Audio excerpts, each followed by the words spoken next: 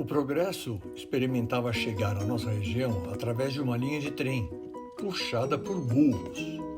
Era o ano de 1886 e a cerimônia de inauguração da linha férrea que ligava São Paulo a Santo Amaro contou com a presença do próprio imperador Dom Pedro II. Ela era conhecida por trem, por bonde ou por CCF, pois tinha o elegante nome de Companhia Carris de Ferro São Paulo-Santo Amaro e ligava as duas cidades. Sim, pois Santo Amaro era uma cidade muito grande em extensão e, à época, incorporava áreas que depois tornaram-se cidades como Itapecerica da Serra, Embu, Embu-Guaçu, Taboão da Serra, São Lourenço da Serra e Juquitiba. Tudo isso era a cidade de Santo Amaro.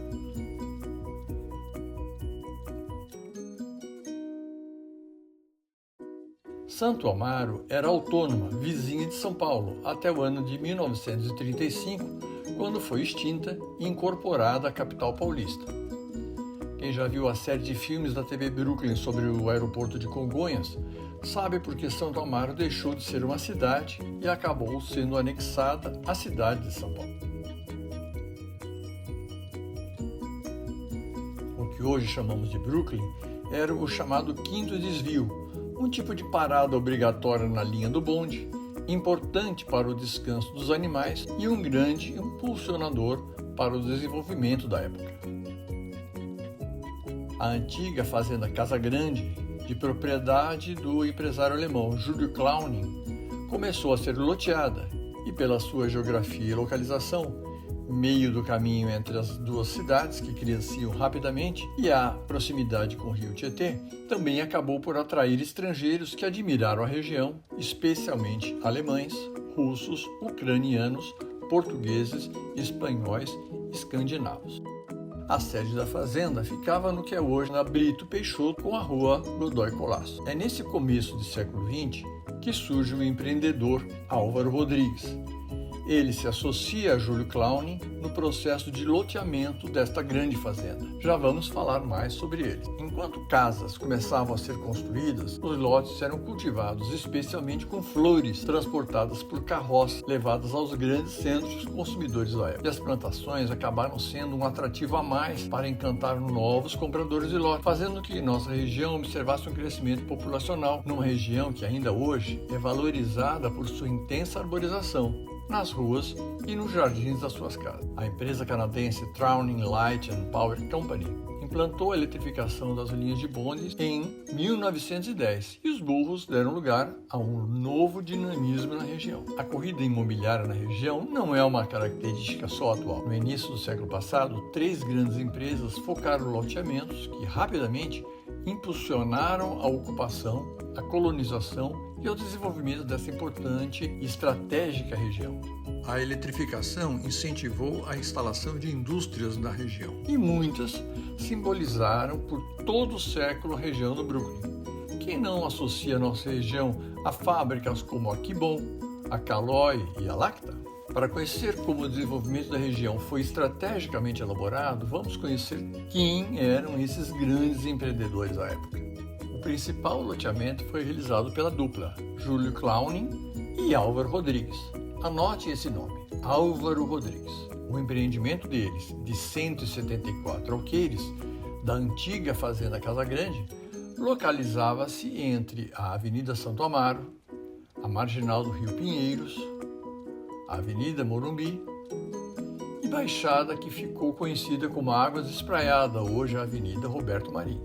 Um segundo loteamento, chamado de Jardim das Acácias, lançado por Afonso de Oliveira Santos, situava-se entre a Avenida Morumbi e a Avenida Roque Petrone Júnior.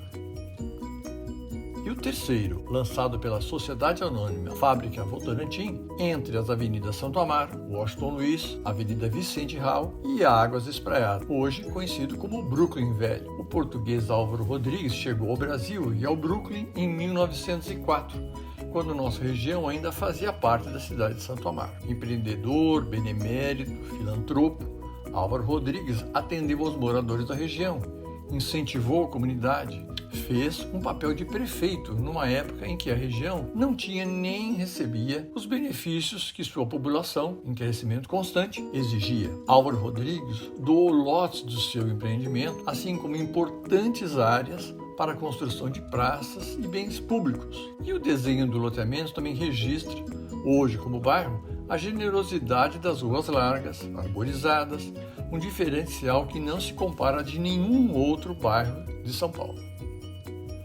Álvaro Rodrigues foi decisivo para a construção da Paróquia Sagrado Coração de Jesus, fundada em 1927, assim como por diversas doações diárias para conterrâneos, incentivando a implantação de uma grande comunidade portuguesa no bairro. Sua liderança o tornou vereador pela cidade de Santo Amaro e pode ser considerado como o grande responsável pela urbanização, o início do calçamento, do saneamento e da iluminação pública na nossa região. Álvaro Rodrigues faleceu em 1930. Em 1934, a antiga Rua R foi alterada para homenagear um dos grandes empreendedores da época e hoje, a Sussuca, a dona Nilce, vive ainda no bairro como sua única neta. E a TV Brooklyn conversou com a dona Nilce, a Sussuca. Líder político, ele era vereador do bairro. Um grupo, ele era um manda-chuva.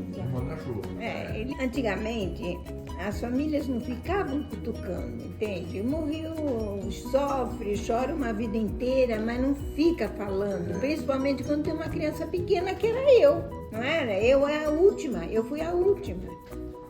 Então era aquele negócio, né? Todo mundo ficava zum, mas eu não participava. Eu queria brincar.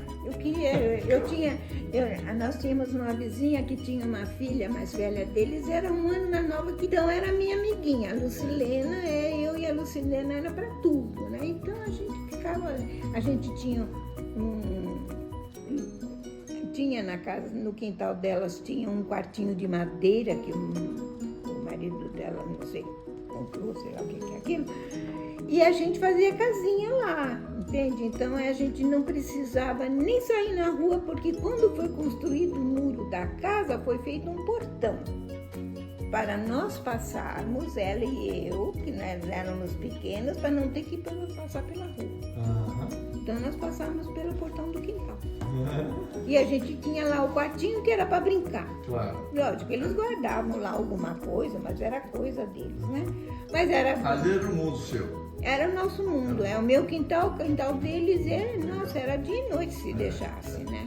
A senhora lembra da construção aí, dessas referências do bairro? Por exemplo, a capelinha já tinha, né? A capelinha foi doada pelo Álvaro, depois foi construída uma, depois foi ampliada para hoje ser a paróquia que é. Sim, memórias que eu gravei a casa que eles moravam, né? Sim, que era aquele triângulo da Avenida Morumbi, que separa Nicolau Barreto, ali morou minha avó. Frequentei muito tempo ali, tinha as bananeiras. Atrás, na Nicolau Barreto, mas nas costas dessa casa, aí venderam aquela e compraram a outra, onde minha avó acabou os dias dela. Minha mãe não deixava sair, brincar e outra família. Não, nem esquece. Não, era a minha casa, a casa da vizinha, um muro no meio com um portãozinho lá no quintal, para não precisar passar pela... Mas a senhora comentou de bicicleta, a senhora andava na Joaquim Nabuco, aí descia a casa, eu tinha bicicleta e a Lucilena tinha bicicleta. A gente subia, a Joaquim até a esquina da como é que chama? Não, que vereadora, de cá. Não, Princesa Isabel, Barão do Triunfo. Barão do Triunfo. Era o limite. Era o limite, não podia passar de lá. Então a subida era... A descidinha era da Barão do Triunfo até a Princesa Isabel. Tudo Nessa isso. Nessa época, terra Tudo isso. É terra ou paralelepípedo? Era calçada. Já era calçada. Tinha calçada. Ainda tinha pavimento na rua, tudo. Mas era Joaquim Nabuco, era a principal do bairro. Sim. A Avenida Santo Amaro também já era pavimentada, né? Mas não tinha as calçadas, era a terra dos dois lados ainda, né? Tinha um centro, né, que tinha. E assim ia. Não tinha grandes coisas, mas depois começou a vir mais evoluir, aumentar, e faz isso, faz aquilo. Claro. Meu pai tinha mania de fotografia, mas era no quintal, família, tudo.